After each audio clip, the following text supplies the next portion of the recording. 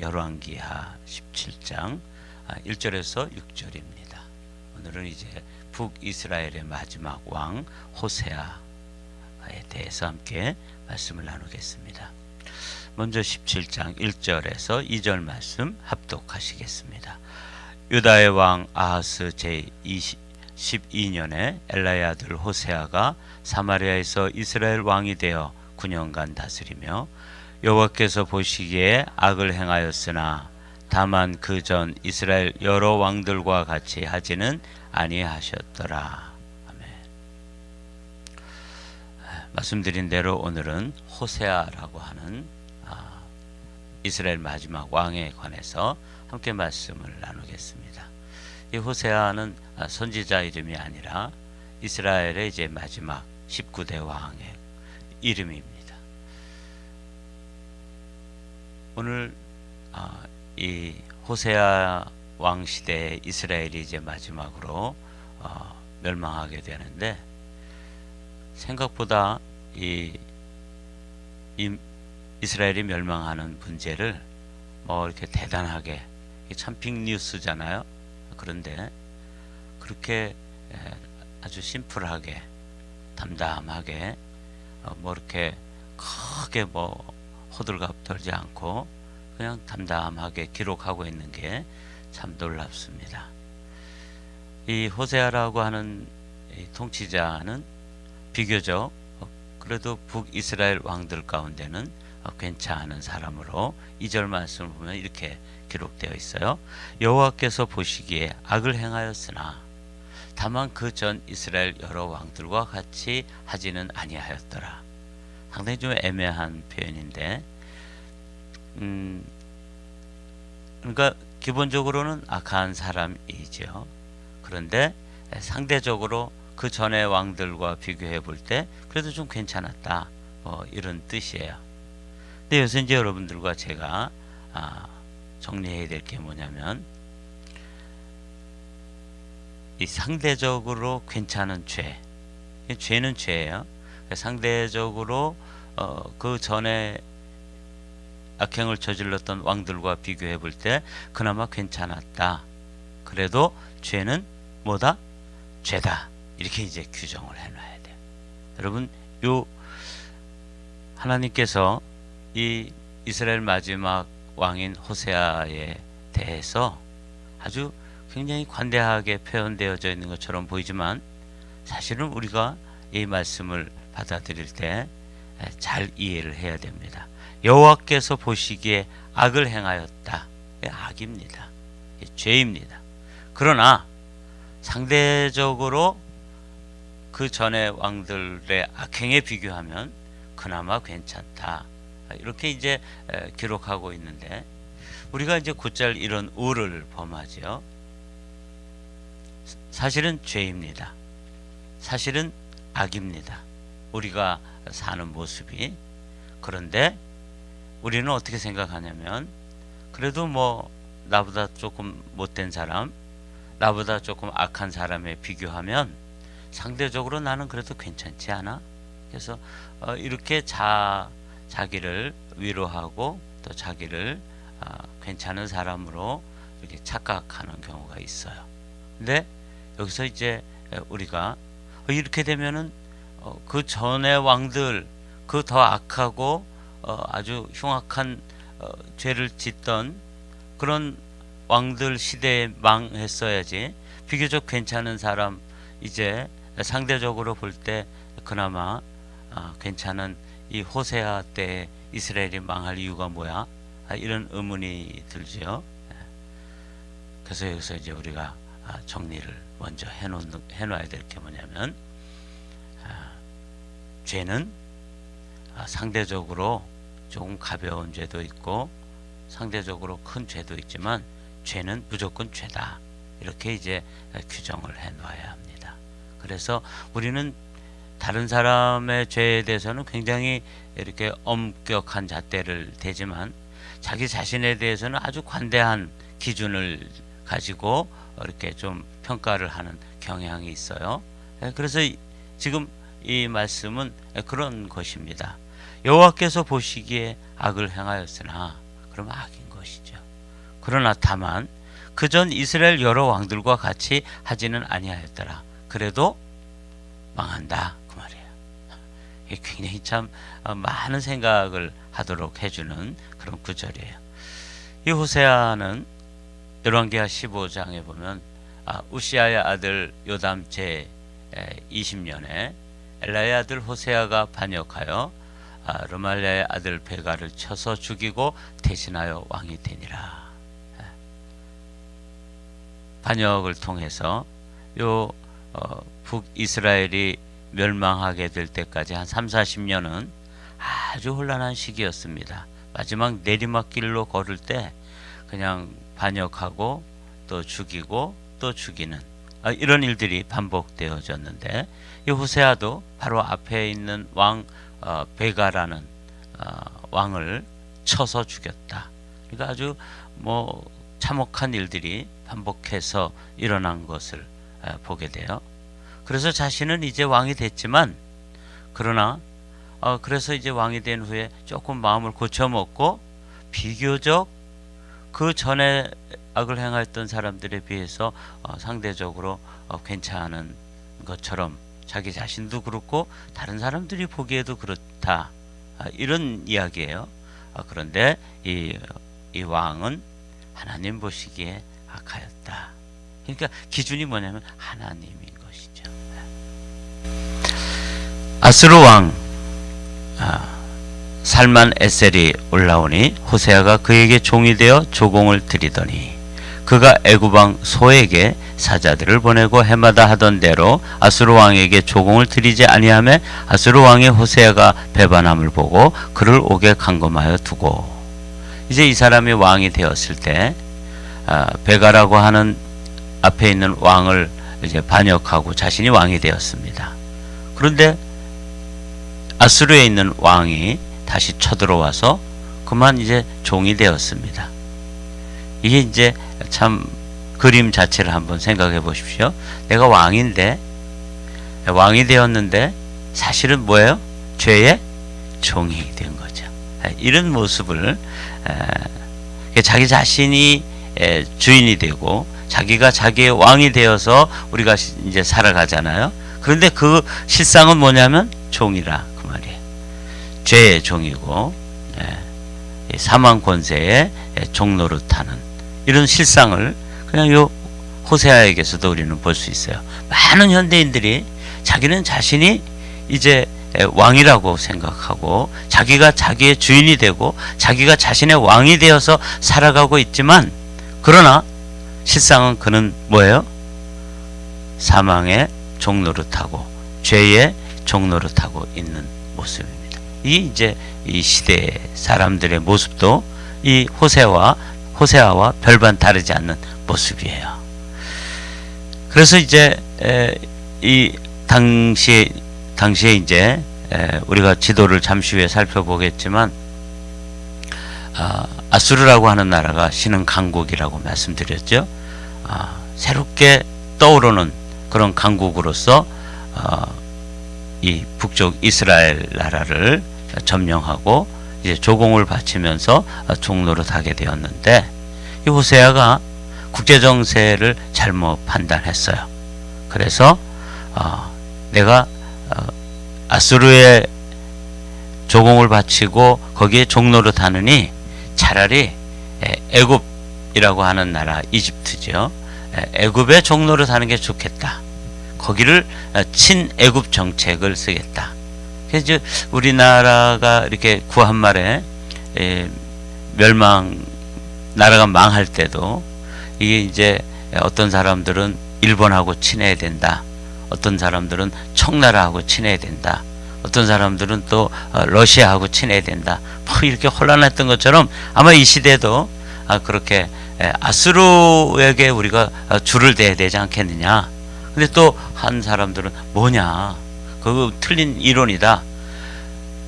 전통적으로 이집트가 얼마나 강국이었냐. 그러니까 우리가 이집트와 손을 잡고 이 아수르를 물리쳐야 된다. 그래서 이제 이 국제 정세를 잘못 판단한 거죠. 그래서 이집트와 손을 댔습니다. 당시의 상황을 살펴보면 이렇습니다. 저 북쪽에는 아시리아가 이제 크게 세력을 떨치고 일어났고, 그 전까지는 이 아람이라고 하는 나라가 북이스라엘이나 남유다에게 강국이었고 강적이었습니다. 근데 이제 여기는 세력이 점점 약화되고 있는 상황이었죠. 근데 이제 이 북쪽 이스라엘 이 호세아라고 하는 통치자는 저 남쪽에 이집트에 이제 줄을 대야 되겠다. 그래서 이제 친이집트 정책을 썼다는 것이죠. 지도를 여러분들이 이렇게 보시면서 상황이 그렇게 돌아가는구나. 아수르라고 하는 나라가 지금은 이제 강대국이 되어 가고 있는데 정세 판단을 잘못한 거죠. 아수르 왕이 올라와 그 온 땅에 두루 다니고 사마리아로 올라와 그곳을 3년간 애워쌌더라. 호세아 제9년에 아수르 왕이 사마리아를 점령하고 이스라엘 사람을 사로잡아 아수르로 끌어다가 고산 강가에 있는 헬라와 하볼과 메대 사람의 여러 고을에 두었더라. 이게 이제 한 나라가 망하는 것에 대해서 어쩌면 이렇게 그냥 아주 아무렇지도 않게 그렇게 될 수밖에 없었던 일로 기정사실화해서 아주 담담하게 기록하고 있는 것에 대해서 적지 않게 놀라게 되는 것이죠. 북이스라엘의 역사를 잠깐 살펴보면 이렇습니다. PIP를 좀 빼주시고요.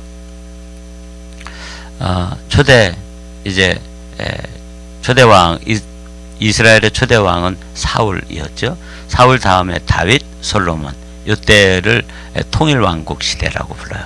이 통일왕국 시대가 지난 후에 북쪽 이스라엘, 남유다로 이제 분열왕국 시대를 맞이하죠. 북쪽 이스라엘의 역사만 살펴보면 여로보암으로부터 이 호세아까지 19대라고 하는 걸 알 수 있어요. 그런 이 19번의 왕들이 이렇게 바뀌면서 그때 반역이 일어난 것이 칼로 반역이 일어난 게 8번이 되는 것이죠. 이렇게 아주 이 북이스라엘은 반역에 반역을 거듭하면서 이 왕조가 이어져 왔던 걸 볼 수 있어요.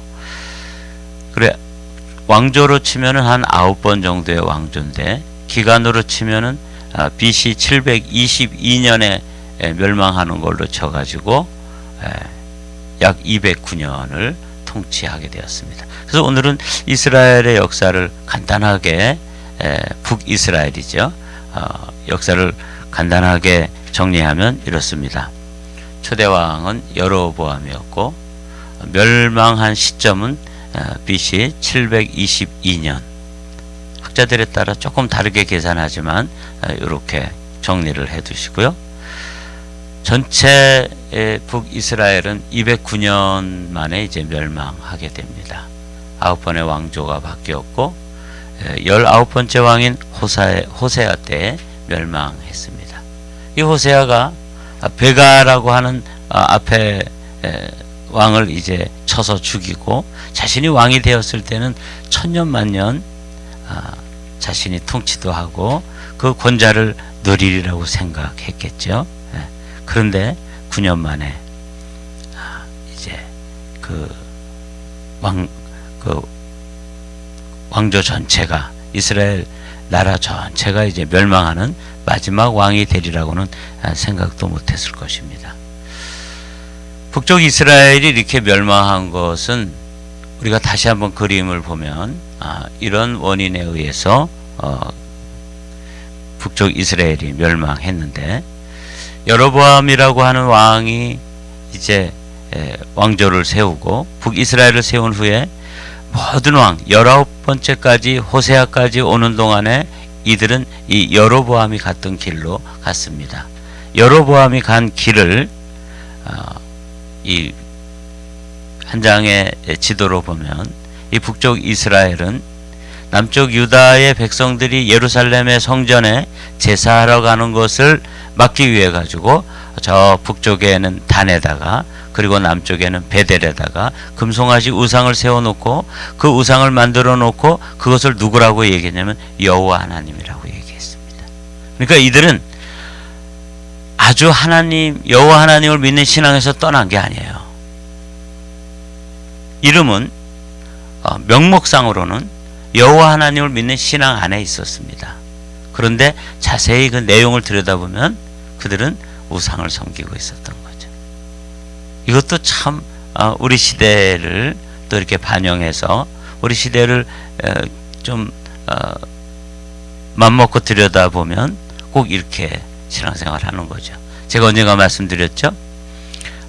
여호와만 섬기는 믿음이 있고 여호와도 섬기는 믿음이 있다고 말씀드렸습니다. 이 북쪽 이스라엘 사람들은 여호와 하나님을 완전히 떠나지 않았습니다. 그들은 여전히 여호와 하나님을 믿는 믿음의 사람들, 우리는 믿음의 백성들이라고 생각했습니다. 그런데 그들을 자세히 들여다보면 그들은 여호와만 섬긴 사람들이 아니라 여호와도 섬기고 우상도 섬기는 혼합 종교의 세상과 타협하는, 세상과 짝하는 그런 신앙을 가지고 있었다는 것을 알 수 있습니다. 하나님은 그들을 오래 참으셨죠. 여로보암과 이 북쪽 이스라엘의 죄를 저번에 말씀드린 대로 금송아지 우상을 만들어서 그것을 하나님이라고 섬겼다는 것, 그리고 그것을 섬기는 제사장 제도를 그들은 혼란스럽게 해서 아무나 원하는 사람, 조금만 좀 돈 싸들고 와서 제사장이 되겠다 그런 사람들은 다 이렇게 제사장으로 임명했던 것입니다. 뿐만 아니라 그들이 여호와의 절기, 이건 굉장히 중요한 건데 이 여호와의 절기를 변개했습니다. 이게 참 무서운 죄예요. 왜냐하면 여호와의 절기는 오늘에까지 우리가 이 여호와의 절기는 아주 주목해 봐야 되는데 여기에는 하나님의 깊은 비밀과 경륜이 들어 있습니다. 이걸 모예드라고 부르는데 이 여호와의 절기는 하나님의 타임 테이블입니다. 여기엔 이 세상이 시작된 것부터 시작해서 어떻게 하나님께서 이 세상을 구원하시고 이 세상을 어떻게 마칠 것인지에 대한 마스터 플랜이 이 안에 들어있는데 여로보암 때부터 이것을 살짝 바꿨습니다. 7월 보름날 만나야 될 걸 8월 15일 날 모인다든지 이런 식으로 살짝 바꿔놓음으로써 하나님의 그 타임 테이블을 따라서 이스라엘 백성들이 그 절기를 지키면서 하나님을 기억해야 되는데 여기서부터 떠나도록 그렇게 했다는 것이죠. 말씀드린 대로 그들은 바르게 섬기지를 못했습니다. 여호와만 섬김, 여호와도 섬김, 요 가운데서 그들은 하나님도 섬기고 우상도 섬겼다. 이게 이제 그들이 멸망하게 된 그런 원인입니다.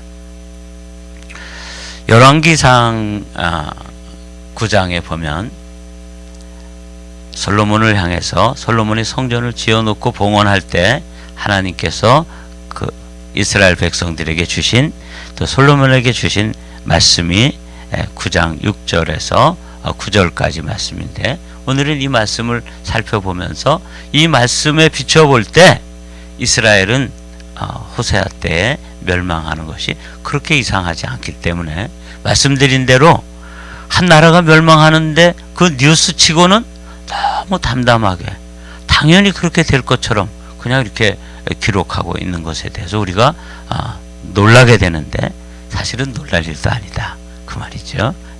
만일 너희나 너희 자손이 아주 돌아서서 나를 따르지 아니하며 내가 너희 앞에 둔 나의 계명과 법도를 지키지 아니하고 가서 다른 신을 섬겨 그것을 경배하면, 여기 다 해당되죠. 북이스라엘이 멸망할 필요하고도 충분한 조건들을 다 갖추게 되는 걸 볼 수 있어요. 내가 그들에게 준 땅에서 끊어버릴 것이요, 내 이름을 위하여 내가 거룩하게 구별한 이 성전이라도 내 앞에서 던져버리리니 이스라엘은 모든 민족 가운데서 속담거리와 이야기거리가 될 것이며, 이것은 이스라엘 사람들, 유대인들에게만 해당되는 이야기가 사실 아닙니다. 이 시대를 살아가는 저와 여러분들이 너희가 하나님의 성전인 것과 하나님의 성령이 너희 안에 거하는 것을 알지 못하느냐? 라고 말씀하시는, 우리가 사실은 이런 하나님의 귀한 성전인데, 이 성전이라 할지라도 하나님께서 어떻게 한다고요? 버리겠다. 이 성전된 백성들이라도 하나님의 법도를 떠나고 하나님을 등지고 하나님을 버리면 끊어버릴 것이다. 이렇게 말씀하고 있는 것. 이 말씀이 우리에게 이 아침에 주시는 이 준엄함은, 여러분들이 이걸 믿음으로, 이 준엄한 말씀으로 받게 되시기를 주님의 이름으로 부탁을 드립니다. 다시 한번 읽어볼게요. 만일 너희나 너희 자손이 아주 돌아서서 나를 따르지 아니하며 내가 너희 앞에 둔 나의 계명과 법도를 지키지 아니하고 가서 다른 신을 섬겨 그것을 경배하면 내가 이스라엘을 내가 그들에게 준 땅에서 끊어버릴 것이요 내 이름을 위하여 내가 거룩하게 구별한 이 성전이라도 내 앞에서 던져버리리니. 이스라엘은 모든 민족 가운데서 속담거리와 이야기거리가 될 것이며 이 성전이 높을지라도 지나가는 자마다 놀라며 비웃어 이르되 여호와께서 무슨 까닭으로 이 땅과 이 성전에 이같이 행하셨는고 하면 대답하기를 그들이 그들의 조상들을 애굽 땅에서 인도하여 내신 그들의 하나님 여호와를 버리고 다른 신을 따라가서 그를 경배하며 섬김으로 여호와께서 이 모든 재앙을 그들에게 내리심이라 하리라 하셨더라. 저는 이번 주에 저리로서 산자와 죽은 자를 심판하러 오시리라 하는 말씀을 주일 설교로 준비하고 있습니다. 기독교의 역사관은 불교의 역사관과는 전혀 다릅니다. 불교는 윤회라고 그래요. 돈다는 거죠. 내가 이번 생에서 조금 좀 실패하는 삶을 살았으면 조금 더 나중에 또 뭐 다른 기회가 주어졌을 때 그때 조금 잘하면 조금 더 나은 그런 또 생으로 태어나고 이렇게 돼서 그 다음에 찬스가 있다고 그렇게 함으로써 오늘 내가 살아야 될 그 삶의 결단을 늦추게 되는 것이죠. 그러나 기독교의 역사관은 직선입니다. 알파가 있으면 오메가가 있는 것이죠. 여로보암으로부터 시작되어진 북이스라엘이 200여 년간 숨가쁘게 달려와서 이제 마지막 호세아라고 하는 사람이 베가를 쳐 죽이고 이스라엘 왕이 된 후에 그리고 한 9년 정도 이렇게 자신은 영원히 왕이 되어서 살아갈 것으로 생각했지만 그의 삶은 어떻게 됐어요? 그의 삶이 끝나고 동시에 나라도 망했다. 여러분, 이런 기록들은, 이런 역사의 한 순간은 사실은 이 시대의 마지막을 보여주는 것이죠. 여러분, 지금 우리는 풍요에 따라 미국에 와서 살고 있습니다. 그래서 이 나라가 영원히 지속될 것으로 이렇게 생각되어지잖아요. 어디 이 나라가 망할 그런 징조가 있어요? 이렇게 풍요롭고 세계에 가장 잘 사는 나라고 강대국에 와서 사니까 걱정과 근심과 이런 게 뭐 없죠. 그리고 이게 망한다는 것은 상상도 할 수 없는 일이잖아요. 아마 호세아도 그렇게 생각했을 것입니다. 그런데 끝이 있더라는 거죠. 사람이 한번 죽는 것은 정한 것이요 그 후에는 심판이 있으리라.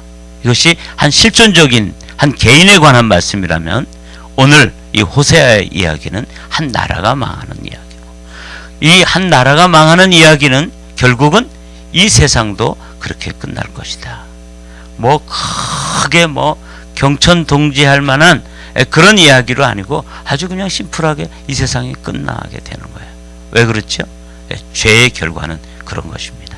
죄는 상대적으로 괜찮은 죄도 죄고 상대적으로 악한 죄도 죄입니다. 이것을 이렇게 예를 들어서 설명하고 오늘 말씀을 마치도록 할까요? 큰 바위덩어리를 물에다가 던지면 어떻게 되죠? 푹 덩하고 바위덩어리가 가라앉을 것입니다. 그런데 그 바위덩어리보다 좀 작은 주먹만한 돌멩이를 물에다가 던지면 어떻게 될까요? 그것도 역시 가라앉아요. 분명히 사이즈가 엄청난 차이가 나는데도 불구하고 이 돌멩이도 가라앉는 거예요. 그러면 이 돌멩이보다, 주먹만한 돌멩이보다 아주 작은 모래알갱이만한 돌멩이를, 그 모래알갱이를 바다에 던져도 그 모래알도 물에 가라앉기는 마찬가지인 거죠. 호세아의 죄는 그 전에 지었던 그 선대의 왕들에 비하면, 그들의 죄가 바위덩어리와 같았다면 이 호세아의 죄는 모래알 같아서, 야, 이 정도는 뭐 그래도 괜찮을 거 아니야? 모래알도 죄다 이 말이에요. 모래알 죄도 물에 깔아앉기는 마찬가지다. 상대적인 죄도 죄라는 것입니다. 사랑하는 성도 여러분, 오늘 우리가 이 호세아의 이야기를 우리 마음속에 받으면서 우리도 언젠가 주님 앞에 설 텐데, 내가 인간적으로 괜찮은 삶, 상대적으로 그래도 괜찮은 삶, 좀 다른 사람보다 나은 삶, 이걸 가지고는 구원받을 수 없습니다. 어떻게 되는 거예요? 예수 그리스도 안에서 완전히 죄에 관해서 문제가 해결되지 않으면, 완전히 그 문제가 십자가에서 도말되지 않으면 우리는 구원의 반열에 설 수 없습니다. 오늘도 예수 그리스도의 십자가의 은혜를 붙잡고, 내게 작은, 다른 사람들과 비교해 볼 때는 그래도 적당히 괜찮은 그 죄까지도 오늘 아침에는 회개하고 하나님 앞에 정리되어지는 복된 시간이 되시기를 주님의 이름으로 축복합니다.